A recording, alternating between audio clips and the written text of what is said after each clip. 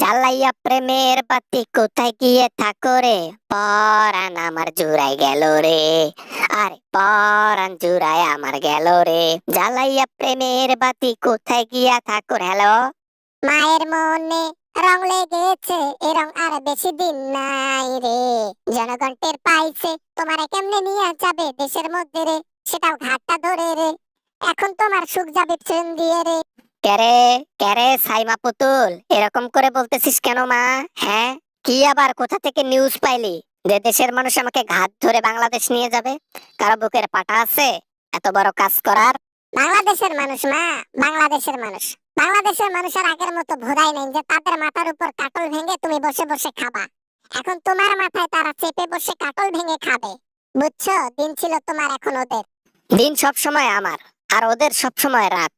রাত ওদের সব সময় থাকবে, অন্ধকার ওদের চোখে সব সময় ঘনিয়েই রাখবে। আমি তাদেরকে কখনো ছাড় দেব না। ক্ষমতায় যাচ্ছে আবার হাসিনা। আরে মা, লেকচার কম করে মারো তো, তোমার লেকচার আর ভাল লাগে না। তোমার বাপের কাটাম আছে আর তুমি বাংলাদেশে ক্ষমতা পাও। তুমি এরকম কথা কেন বলো যেটা তুমি আর কখনো পাবা না? এগুলা শুনতে পারি না। পজিটিভ কথা বলো, পজিটিভ।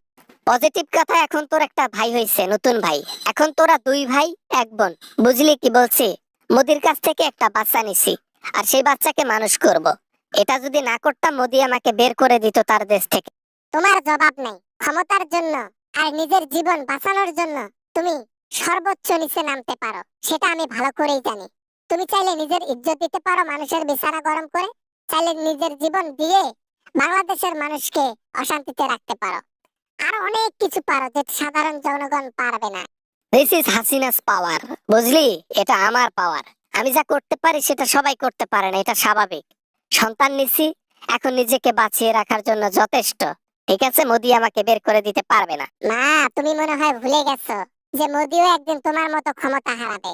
আর সেই দিন তোমাকে আগলে রাখার ক্ষমতা তার থাকবে না। সে নিজের জীবন নিয়ে কোনো এক দেশে পড়ে থাকবে। থাকবে না শুধু তুমি, তোমার ভিসা নাই কোনো দেশের। রয়ে যাবা তুমি বাংলাদেশের পথে ঘাটে। কি বলিস? এটা তো আমার মাথায় ছিল না। সাইমা পুতুল, আমার চোখ বন্ধ হয়েছিল, এখন খুলে দিলি। এটার জন্য আরেকটা প্ল্যান করতে হবে। দরকার পড়লে আরো 10টা বাচ্চা নিতে হবে, আর ভাইরাল করে দিতে হবে মোদিকে। তাতে কি সারা জীবন মোদি তোমার সংসার করবে কি মনে হয়? ওর বউ নাই, এজন্য তোমাকে ব্যবহার করতেছে, ঠিক আছে? আর তোমারও স্বামী নাই, তুমিও অনেকদিন থেকে পড়ে ইঞ্জিনে জং ধরে গেছে, সেই ইঞ্জিন রানিং করতেছো তুমি। এই পুতুল, কি বলিস এগুলা? লজ্জা করে না আমার? আরে, মেয়ের জন্য এত ফ্রি ফ্রি করে একেবারে ভুল করেছি নাকি? সব কথা মুখের উপর ঠন ঠন করে বলে দিস। লজ্জা শরমের একটা ব্যাপার আছে না? মেয়েকে যখন বাচ্চা নেবার কথা ঝরঝর করে বলতে পারো, তখন মেয়ে কেন পারবে না বিছানা গরম করার কথা? স্বাভাবিক ব্যাপার। যেমন শিখাবা তেমন শিখবে তার সন্তান, যেমন বলবা তেমন বলবে তার সন্তান, যেমন তুমি বলছো। যাই হোক যাই হোক, এখন বাংলাদেশে যাব না, বুঝলি? আরো অনেক পাওয়ার অর্জন করার বাকি আছে। সব পাওয়ার মিশ্রিত কইরা তারপর দেশে ঢুকতে হইবে। তার আগে দেশে গেলে মেরে দেবে আমারে। সেটা তুমি ভালো করে জানো। তবে আমি জানি তুমি যদি আরো 10 বার কেন 100 বার জন্ম নিলেও তোমার মতো হাসিনা আর বাংলাদেশে প্রেসিডেন্ট হইতে পারবে না। এটা লিখিত নাও, এখনই লিখে রাখো, এই কথা একদিন ভুলে যাবে। তোমার একদিন পতন হবে, ঠিক মোদির দেশেও যেভাবে বাংলাদেশে হয়েছে। তখন বাংলাদেশে তোমাকে গোয়াত ঘুরি দিয়ে বের করে দেবে মোদি, বাংলাদেশে পাঠাই দেবে, আর জনগণ তোমাকে আঁকড়ে ধরবে। আঁকড়ে ধরে কি করবে সেটা তো ভালো করেই জানো। আসসালামু আলাইকুম। আশা করি ভিডিওটা অনেক ভালো লেগেছে অ্যান্ড অনেক এনজয় করেছেন।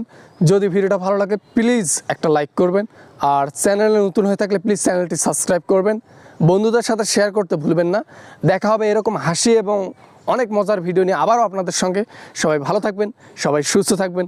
খোদা হাফেজ।